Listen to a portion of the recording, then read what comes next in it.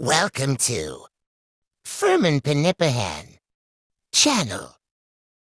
Oke, tadi kita sudah mendengar bagaimana pendapat Rocky Gerung tentang radikalisme di sesi pertama. Sekarang kita masuk pada sesi kedua pada video yang sama sebenarnya, tapi lanjut supaya tidak terlalu panjang ya. Nanti bosan gitu. Jadi sebenarnya pembicaraannya sudah panjang, tadi sudah menyinggung ekonomi juga menyinggung bagaimana HTI dibubarkan dan sebagainya soal stabilitas. Juga Muldoko juga mempertanyakan stabilitas terlebih dahulu atau demokrasi terlebih dahulu. Dan sampai di situ kita lanjutkan videonya ya.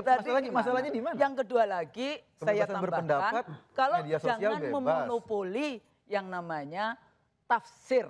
Mau tafsir Pancasila, mau tafsir NKRI, mau tafsir ini. Karena kita ini kalau berdemokrasi, mari diskurs itu kita kembangkan supaya kita lebih cerdas, akal sehat kita berkembang. Dan kalau kita lebih cerdas, maka kita bisa menyelesaikan berbagai persoalan. Saya menafsirkan apa yang Mbak Husnul katakan. Anda melihat bahwa kita... Ya, kalau kita cerdas bisa mengembangkan itu ya persis apa namanya perspektif Pancasila, perspektif Islam dan macam-macam itu ya, melihat segala sesuatu kalau itu dikembangkan itu bisa mencerdaskan bangsa gitu ya. Lanjut. Sistemnya demokrasi, tapi perilaku pemerintahannya atau Presiden Jokowi ini otoriter. Itu yang ingin Anda sampaikan. Saya tadi mengutip Pipa Norris di dalam bukunya yang baru, rezim hibrid. Nanti saya Jadi sampaikan. demokrasi menuju ke... Dan itu yang sedang dipertontonkan di pemerintahan. Sedang dipertontonkan. Itu yang saya khawatirkan memang salah satunya adalah begini, kebebasan Indonesia itu sebetulnya punya tingkat kebebasan yang luar biasa maju kan dibandingkan banyak negara Asia. Freedom House pernah menempatkan negara kita sebagai salah satu negara free country. Tapi sekarang ini memang ada persoalan. Dan salah satu persoalannya adalah ketika kebebasan ternyata dimanfaatkan oleh kelompok-kelompok yang sebetulnya anti demokrasi. Jadi menyebarkan gagasan-gagasan anti demokrasi atas... Jadi gimana nih memanfaatkan kebebasan untuk atau memonopoli kebebasan untuk mengkampanyekan atau menyebarkan anti demokrasi. Maksudnya gimana ini? Ini gimana ini Ade Armando? Kita dengar dulu. Demokrasi. Contohnya apa? Ya khilafah. Ya, khilafah itu sepenuhnya anti demokrasi, tapi dia jadi berkembang karena negara ini memberi ruang bagi hak-hak orang untuk berpendapat secara berbeda.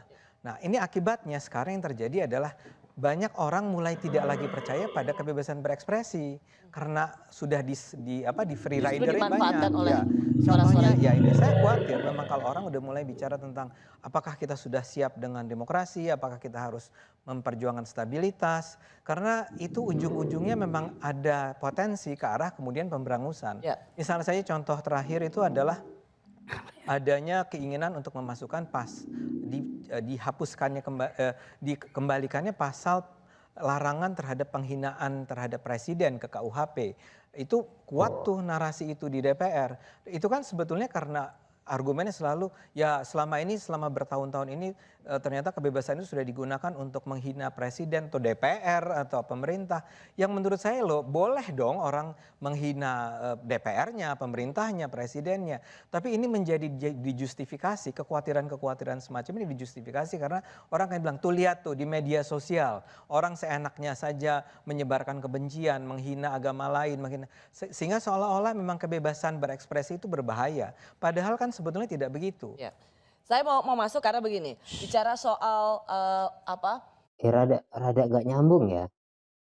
Tadi dia bilang berbahayanya kebebasan kita itu kebablasan gitu. Tapi di sisi lain dia mendukung kebebasan. Saya masih belum mengerti apa yang dikatakan Ade Armando ini. Tapi kita lanjut. Nanti pasti disinggung sama Rocky Gerung gitu. Hari ini kita dengar, kita baca bahkan menjadi trending topik di sosial media tentang statement Bambang Susatyo, Ketua MPR, kami akan menjelma menjadi preman dan buas kembali tanpa pandang bulu manakala ada yang mengganggu kedaulatan NKRI dan Pancasila. Serta Pak Jokowi sebagai kepala negara dan kepala pemerintahan. Persis yang kita bicarakan barusan. Bayangkan loh ya, dan saya akan akan keberatan sekali dengan pernyataan Bambang Susatyo ini. Bayangkan, kami akan menjelma jadi preman dan buas kembali tanpa pandang bulu. Maksud dia apa? Apakah kita akan kembali ke era Orde Baru? Dia menerjemahkan pikiran Jokowi. Enggak ada urusan. Dia lagi cari muka di depan kita semua. Cari muka Jokowi. Jokowi adalah sebetulnya Jokowi ya. Hanya ada kelompok kecil. Mayoritas bangsa kita itu kan masyarakat tengahan. Saya orang Muhammadiyah, jadi seringkali bagaimana pemahaman kita tentang negara Pancasila ini sebagai Darul Ahdi wa Syahadah.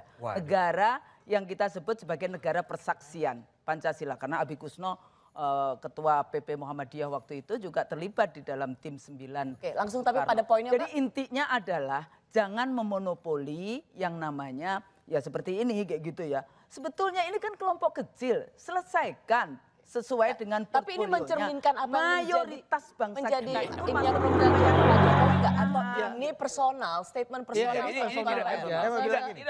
setuju juga. Tapi dia ketua MPR. Karena itu dia tidak personal. Enggak. Oke, saya terangkan. Enggak bisa. Ini kisruh ini.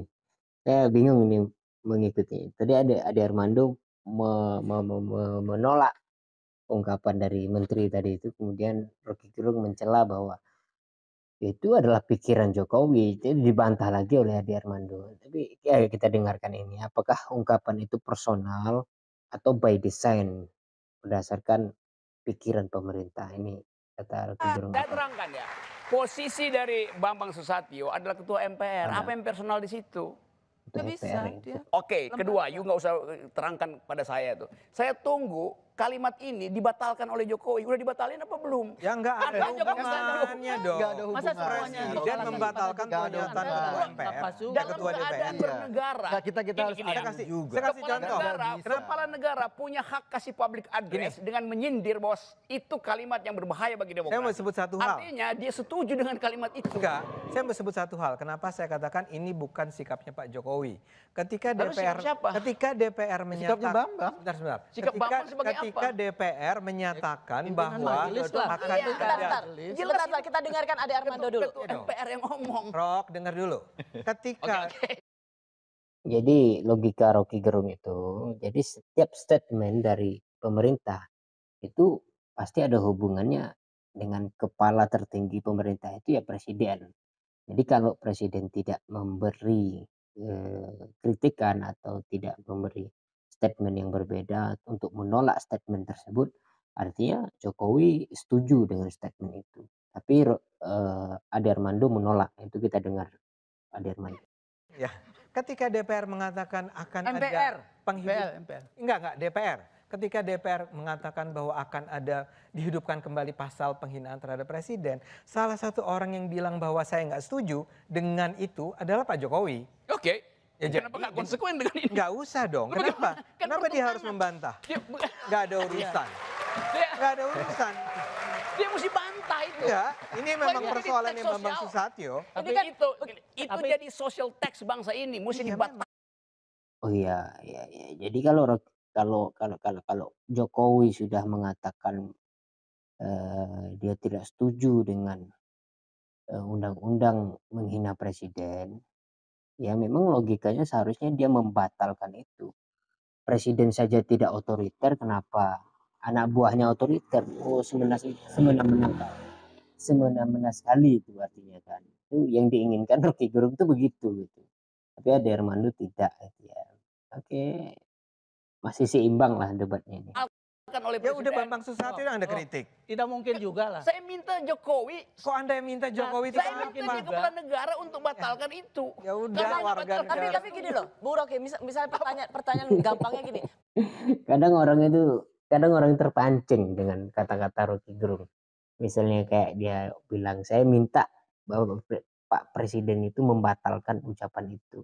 Jadi orang marah, ini Rocky Gerung siapa? Rocky Gerung akan jawab, saya adalah yang menggaji presiden itu. Ya memang kan presiden itu digaji dengan uang pajak, APBN gitu ya. Memangnya kalau setiap pejabat negara salah omong, Jokowi harus menganulir? Loh, Karena ini dia presiden. Jadi Pak Jokowi itu presiden atau juru bicara? sebagai kepala negara dia merawat demokrasi. Enggak. Tapi Karena tidak itu dia mungkin juga semua pejabat mesti dia kontrol. harus dia ucapan lakukan itu. itu kalau dia kepala negara. Ya, kalau nggak apa Ya, coba. apa yang dia Rocky. lakukan kalau hanya itu tugasnya? Sekali dia lakukan, dia nggak perlu lakukan Rocky. banyak kali. Sekali dia lakukan itu, yang lain nggak akan ikut contoh. Rocky, Bukan posisi- setiap hari dia lakukan. Rocky. Dia ambil sesuatu yang betul-betul fenomenal dan dia katakan, saudara Bambang Susatyo, Anda tidak beretika mengucapkan itu karena Anda punya jabatan publik. Dia ketua MPR. Ini Tapi ketua dia Oh ya, benar. Harusnya Jokowi, presiden atau pejabat yang waras itu harusnya membatalkan narasi-narasi yang mengancam gitu ya, seperti Bambang itu. Itu sangat meresahkan masyarakat gitu ya. Jadi harus memang dalam hal ini presiden juga harus mengatur seluruh komponen di dalam pemerintahan itu. Karena dia kan pejabat tertinggi di negara ini. Jadi kalau dia tidak mau mengatur artinya apa? Berarti dia tidak terhubung kan gitu. Harusnya mengatur. Ya sepakat dengan hal ini. Ya itu saja ya. Soal radikalisme sebenarnya adalah isu yang dibuat oleh pemerintah untuk menutupi kelemahan-kelemahannya. Itu kesimpulannya. Oke, terima kasih.